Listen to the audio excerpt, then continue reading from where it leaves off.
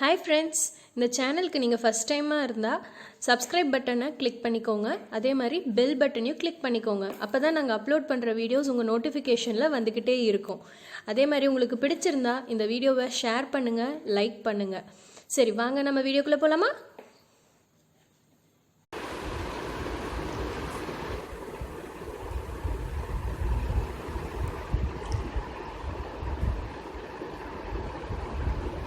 Welcome to target 190 IAS academy. நம்ம இன்றைக்கி என்ன பார்க்க போகிறோம் அப்படின்னா, சயின்ஸில் unit 5 the topic name is basis of classifications. So நம்மளோட வேர்ல்டில் நிறையா பிளான்ட் அனிமல்ஸ் நிறையா இருக்குது. ஸோ அது எல்லாமே நம்ம எப்படி கிளாஸிஃபை பண்ணுறோம், ஆர்கனிசம்ஸை எப்படியெல்லாம் நம்ம கிளாஸிஃபை பண்ணலாம், எதுக்கு கீழே எது அப்படிங்கிறத லெசன்லாம் பார்க்க போகிறோம். ஸோ கிங்டம் ஆஃப் ஆர்கானிசம்ஸ், அதில் பாக்டீரியா, ஆர்கே, யூகேரியா. அந்த பாக்டீரியா சப்டிவைடட் இன்ட்டு மொனேரியா, அந்த Eukarya subdivided into protist, fungi, plants and animals.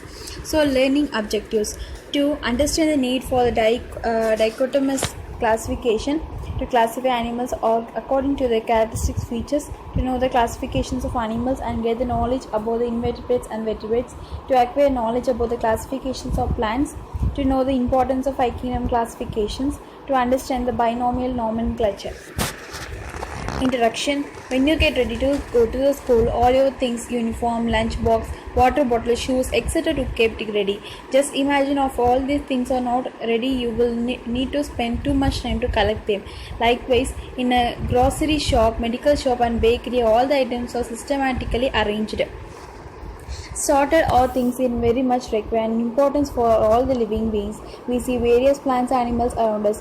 It is estimated about 8.7 million species living organisms have been identified and named till now. However, many scientists believe that only a small portion of the total species existing on Earth has been identified. In order to know about the behavior and relationship among the organisms that are known, biologists have classified into them two broad groups: plants and animals.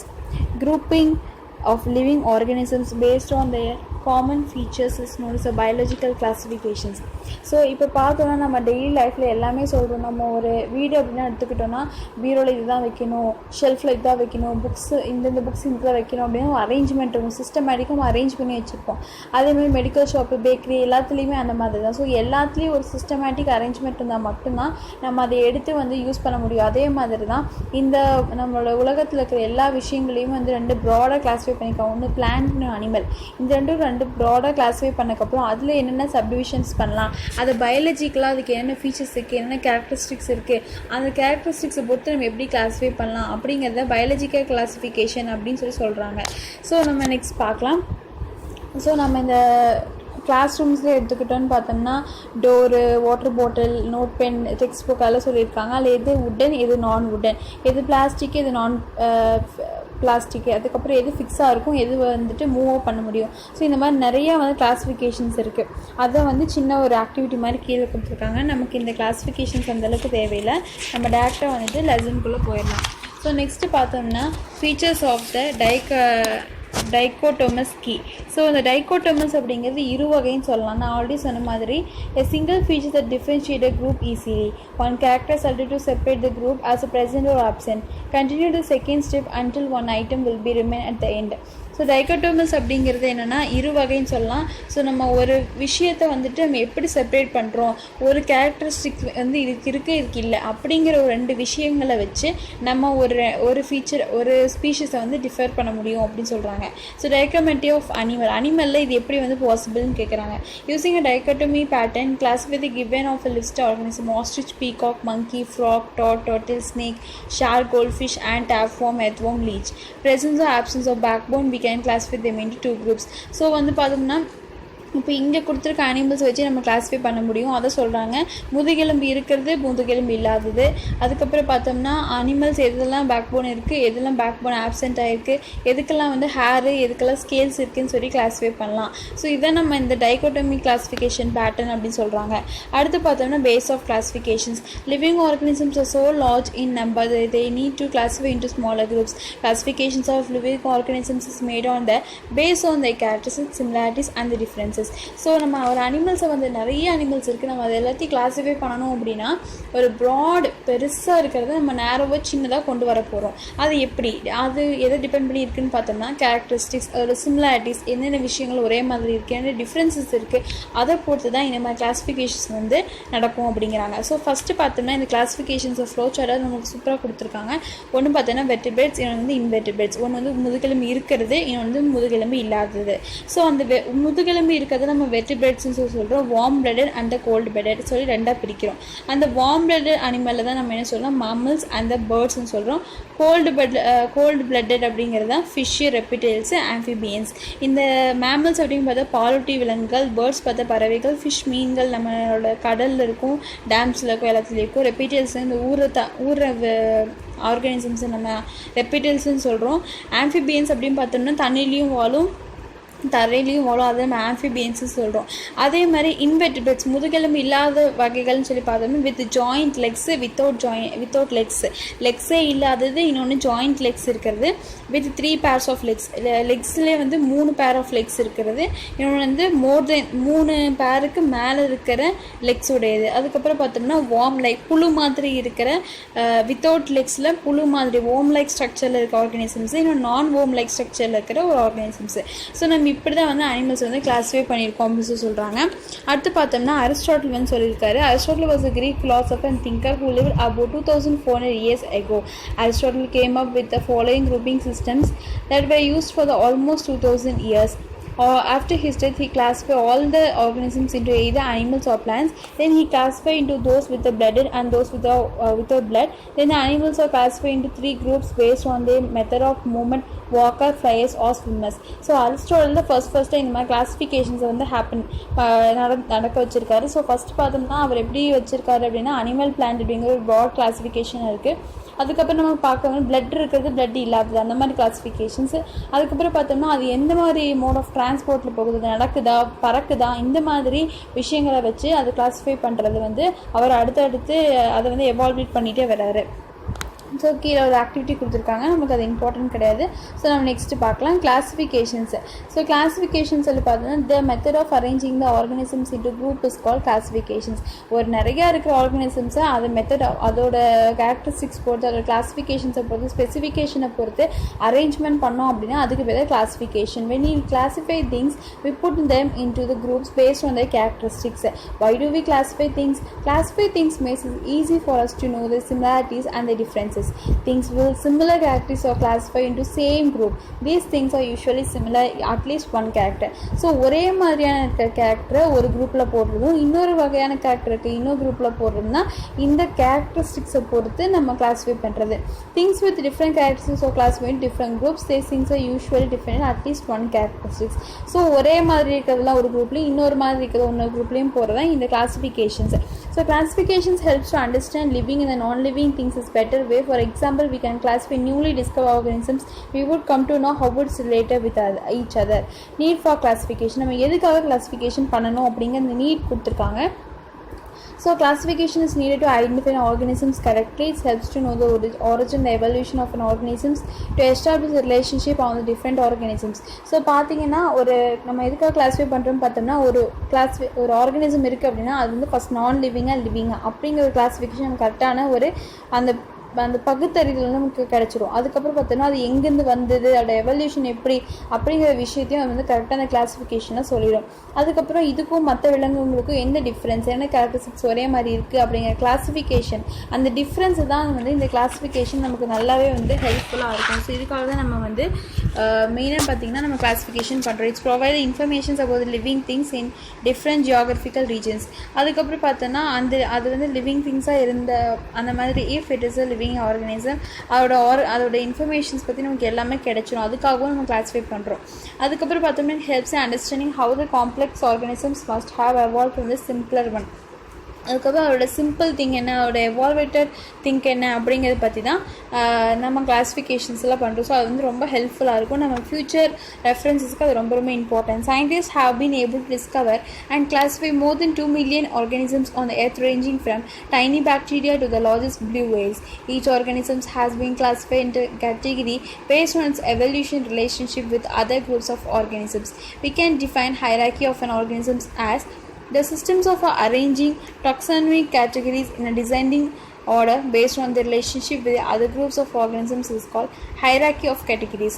This system was introduced by Linnaeus, is called Linnaean hierarchy.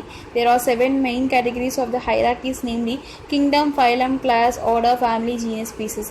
So ஒரு பெரிய ஒரு விஷயத்தை சின்னதாக வந்து நேரோவாக classify பண்ணி அதை வந்து relationship பொறுத்து அதை வந்து கிளாஸிஃபை பண்ணி வச்சுருக்காங்க. ஸோ அதை நம்ம கால் பண்ண ஹைரார்கி ஆஃப் கேட்டகிரிஸ் அப்படிங்கிற நேமில் கொடுத்துருக்காங்க. இது யார் இன்ட்ரடியூஸ் பண்ண பார்த்தா லினேயஸ் அப்படிங்கிற ஒரு சயின்டிஸ்ட் வந்து இன்ட்ரடியூஸ் பண்ணியிருக்கனால இதில் என்னென்ன கேட்டகிரிஸ் இருக்குதுன்னு சொல்லி பார்த்தோன்னா kingdom, phylum, class, order, family, genus, species. So kingdom அப்படிங்கிறது ஒரு பெரிய குரூப்பாகவும் அதுக்கப்புறம் ஃபைலம், கிளாஸ் அப்படிங்கிற ஒரு சப்டிவிஷன்ஸ் வந்துட்டுருக்கும். ஸோ இதுதான் வந்து இந்த ஃபைலம் கிளாஸிஃபிகேஷன்ஸ். ஸோ இந்த ஹைரார்கி ஆஃப் கேட்டகிரிஸ் அப்படின்னு சொல்கிறோம். Based on the above classifications of the following table shows different phylum with the general features and examples of different phyla and the classes. So இதில் என்னென்ன phylums இருக்குது, என்ன classes இருக்குது அப்படின்னு சொல்லி அடுத்து கொடுத்துருக்காங்க. ஸோ ஜென்ரல் கேரக்டரிஸ்டிக்ஸ் பார்த்தோன்னா microscopic, unicellular, pseudopodia, flagella and cilia for locomotion, reproduce by fission or conjugation, phylum, Protozoa. So இந்த மாதிரி அதாவது அதுக்கு வந்து நிறைய அதுக்கோட கேரக்டரிஸ்டிக்ஸ் இருக்குது. சின்னதாக இருக்கும். First it is a microscopic structure. அதுக்கப்புறம் வந்து இதோட ஸ்ட்ரக்சர் வந்து கரெக்டானதாக இருக்காது. So pseudopodia, flagella. அதுக்கப்புறம் பார்த்தோம்னா லோக்கோமோஷன் பார்த்தா லெக்ஸ் இல்லாமல் இருக்குது. ஸோ அதுக்கப்புறம் பார்த்தோம்னா இதோட ரீப்ரொடக்ஷன் எப்படி இருக்குன்னு பார்த்தோம்னா ஃபிஷன், இதிலேருந்து பிரிஞ்சு போகிற மாதிரி கான்ஜுகேஷன், அதுலேருந்து ஏதாவது ஒரு பாடி பார்ட்ஸ் வந்து இன்னொரு இடத்துல கான்ஜுகேட் ஆகிற மாதிரியும் இதோட கேரக்டரிஸ்டிக்ஸ் இருக்குது. அந்த மாதிரி இருந்ததுன்னா அதுக்கு பேர் ஃபைலம், புரோட்டோசோவா. அதுக்கப்புறம் ஃபைலம் ஃபோரிஃபெரா அப்படின்னு சொல்லி பார்த்தோம்னா எக்ஸாம்பிள் ஸ்பாஞ்செல்லாம் கொடுத்துருக்காங்க. இது வந்து யூனிசெல்லார் கிடையாது, it is a multi cellar organism, நிறைய செல்ஸ் இருக்குது. அதுக்கப்புறம் இதுக்கு வந்து பாடியில் வந்து ஹோல் இருக்குங்கிறாங்க. அதுக்கு இட் இஸ் சம் ஸ்பீஷஸ். இதிலே வந்து ஃபைலம் ஃபோரிஃபெராலே வந்து சிலது வந்து ஏசெக்ஷுவல், இந்த மாதிரி செக்ஷுவல், இந்த மாதிரி கேரக்டரிஸ்டிக்ஸ் இருந்தால் வந்து ஃபைலம் ஃபோரிஃபெரா. அதுக்கப்புறம் பார்த்தீங்கன்னா ஃபைலம் சீலன்ட்ரேட்டாக்கு என்னென்ன கேரக்டரிஸ்டிக்ஸ் இருக்குன்னு சொல்லி பார்த்தோம்னா multicell organisms, diploblastic, sessile or free swimming, solitary or colonial, asexual and sexual reproduction, இந்த மாதிரி கேரக்டரிஸ்டிக்ஸ் இருந்ததுன்னா அதுக்கு பேர் phylum Coelenterata. Phylum Platyhelminthes, what is the characteristics? Acoelomates, parasites inside the body of an animals in the human beings, mostly hermapatricide. அதுக்கப்புறம் phylum Nematoda அப்படின்னு சொல்லி பார்த்தோம்னா unsegmented body, mostly parasites in human beings and animals causing disease, asexual reproduction. So இந்த மாதிரி நெமட்டோடா அப்படிங்கிற ஆர்கன்ஸும் நம்மளோட பாடியில் நிறைய விஷயங்களை டிசீஸ் வந்து மேக் பண்ணும். ஸோ அதான் இங்கே கொடுத்துருக்காங்க, மோஸ்ட்லி பேரசைட்ஸ் இந்த ஹியூமன் பீயிங்ஸ் அப்படின்னு சொல்லி. ஸோ இம்பார்ட்டண்ட்டாக இருக்கிற கேரக்டரிஸ்டிக்ஸ் நான் வந்து எக்ஸ்பிளைன் பண்ணியிருக்கேன். அந்தளவுக்கு நமக்கு இம்பார்ட்டன்ட் இல்லை அப்படிங்கிறத ஜஸ்ட் ரீட் அவுட் பண்ணியிருக்கேன்.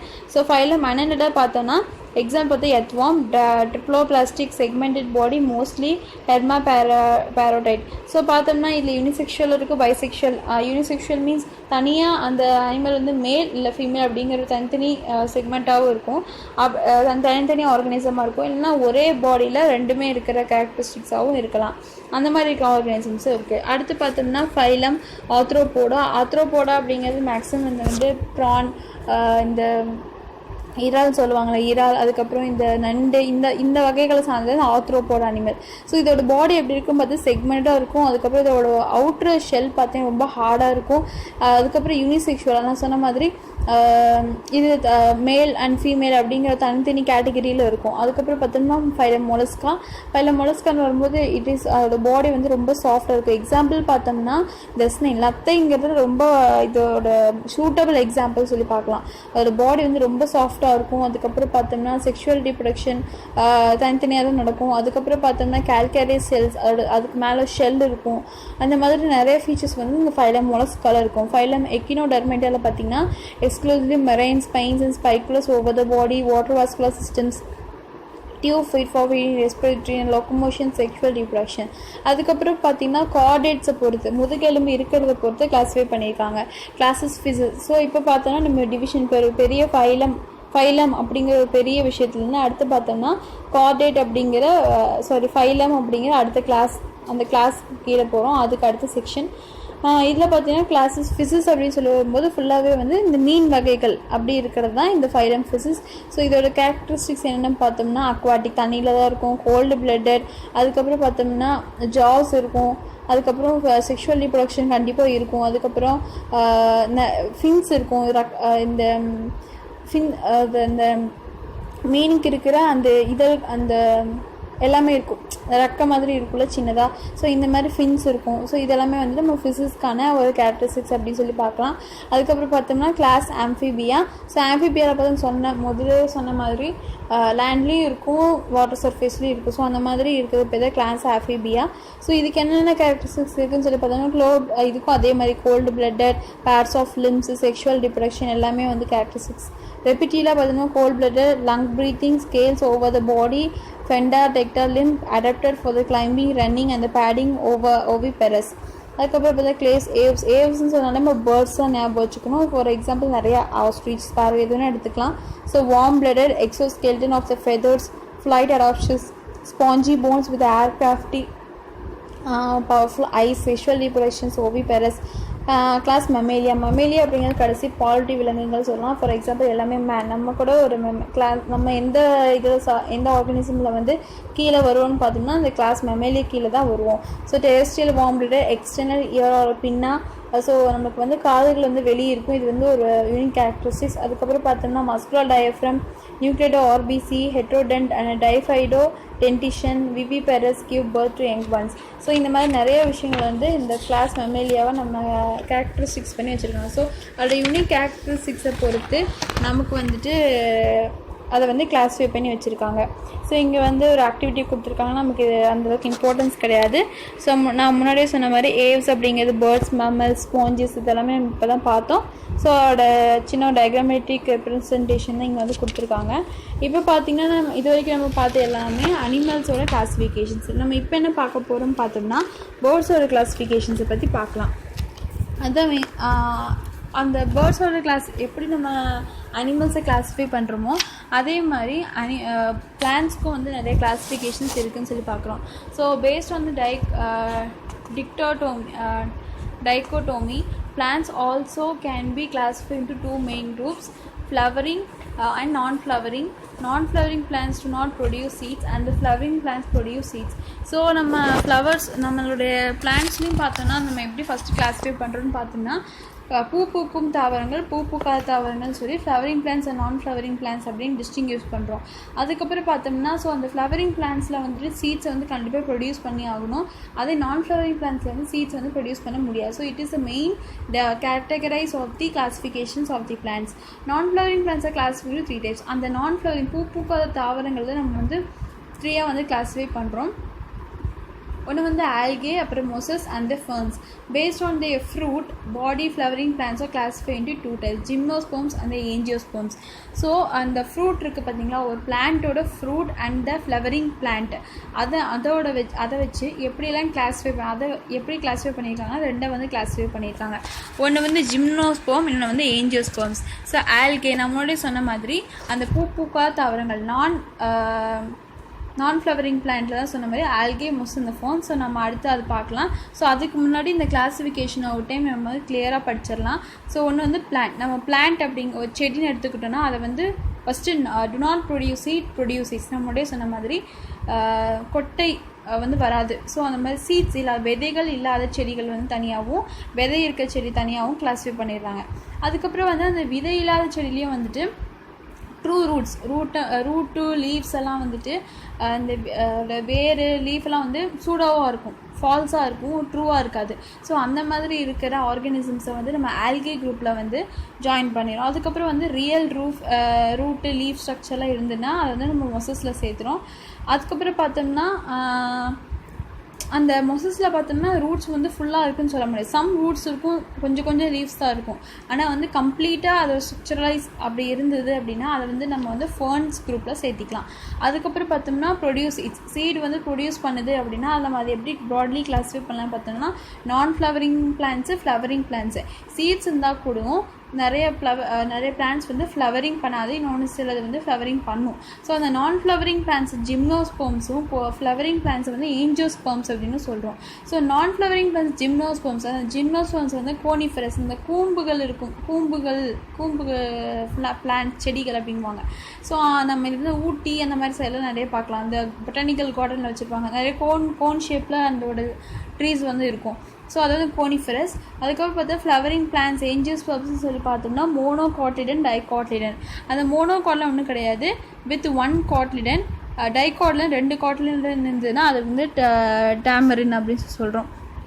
ஸோ மோனோகாட்லின், டைகாட்லின் அதெல்லாம் நெக்ஸ்ட் வர கிளாஸிஃபிகேஷன்ஸாக பார்க்கலாம். ஸோ இப்போ நம்ம ஆல்கே பார்க்கலாம். அந்த ஆல்கே அப்படிங்கிறது என்னென்னா அந்த நான் ப்ரொடியூசிங் சீட்ஸில் வர அந்த first classification algae. Plants in a thallus, not well differentiated with root, stem and leaves. They are predominantly aquatic. They are unicellular, multicellular, filamentous. Example Kara. So இந்த காரா அப்படிங்கிறது எப்படி இருக்குன்னா, இதுக்கு வந்து கரெக்டான ஸ்டெம் ரூட் எதுவும் இருக்காது. So it is like structure, ஆனால் வந்து வெல் டிஃப்ரென்ஷியேட்டாக இருக்காது. அதுக்கு பார்த்தோம்னா இது அதிகமாக தண்ணிக்குள்ளே தான் இருக்கும். அதுக்கப்புறம் இது யூனிசெல்லாவும் இருக்குது, மல்டிசெல்லுலராகவும் இருக்குது அப்படின்னு சொல்கிறாங்க. அடுத்து பார்த்தோன்னா மொசஸ். ஸோ மொசஸ் அப்படின்னு என்னென்னு பார்த்தோம்னா, plants board is not differentiated in true roots. நம்மளே சொன்ன மாதிரி அதுக்கான கரெக்டான ஷேப் இருக்காது, கரெக்டான ஸ்டெம் இருக்காது, கரெக்டான லீவ்ஸ் இருக்காது. அதுக்கப்புறம் பார்த்தோம்னா their water living plants needs moisture to complete life cycle. So life cycle வந்து கம்ப்ளீட் பண்ணணும்னா அதுக்கு வந்து நிறைய தண்ணி தேவைப்படும். அதுக்கப்புறம் பார்த்தோம்னா they don't have a special